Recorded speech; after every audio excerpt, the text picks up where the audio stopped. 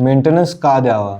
Maintenance इतका का? असे बरेच क्वेश्चन्स काही लोकांना पडतात. मेंटेनन्स म्हणजे काय असतो? तुमचा देखभाल दुरुस्ती खर्च असतो. त्याच्यामध्ये तुमचं पाणी बिल असेल, लाईट बिल असेल, जे कॉमन असतं ते.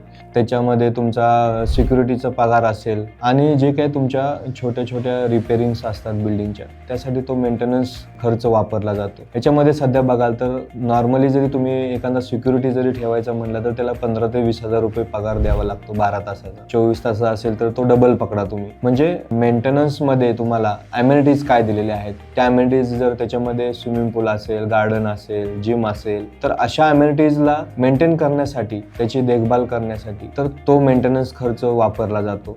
याचा सुद्धा तुम्ही रेकॉर्ड सुद्धा तुम्ही तुमच्या सोसायटी मॅनेजमेंट कन्सल्टन्सी असतात त्याच्याकडून सुद्धा तुम्ही त्याचं ज्ञान घेऊ शकता की खर्च किती जातो, बिल्डिंगचा मेंटेन करताना खर्च किती जातो याची सुद्धा तुम्ही दक्षता. म्हणजे तुम्हाला जर याची माहिती घ्यायची असेल फ्लॅट घेताना की मेंटेनन्स हा का जास्त आहे, एवढा का लावलेला आहे, तर याची सुद्धा तुम्ही पूर्ण तुमच्या कन्सल्टिंग सीए कडून कन्सल्ट करू शकता, तुमच्या सोसायटी मॅनेजमेंट कन्सल्टंट असतात त्यांच्याकडून कन्सल्ट करू शकता. त्यामुळे जो हा मेंटेनन्स असतो तो तुमच्या स्वतःच्या पूर्ण बिल्डिंग साठी तो वापरला जातो. तो काही ठराविक असं कोणीही बोलेल आणि हा बिल्डर बोलेल की बाबा नाही मी एवढा मेंटेनन्स घेणार आहे, तो तुम्हाला द्यावाच लागेल, तर या उद्देशाने तो मेंटेनन्स नसतो. जो काही खर्च असतो बिल्डिंगचा, जसं तुम्हाला बोललो मी की सिक्युरिटीचा पेमेंट असेल किंवा लाईट बिल असेल, कॉमन लिफ्ट मेंटेन असेल, ह्या अशा गोष्टींमध्ये वापरला जातो.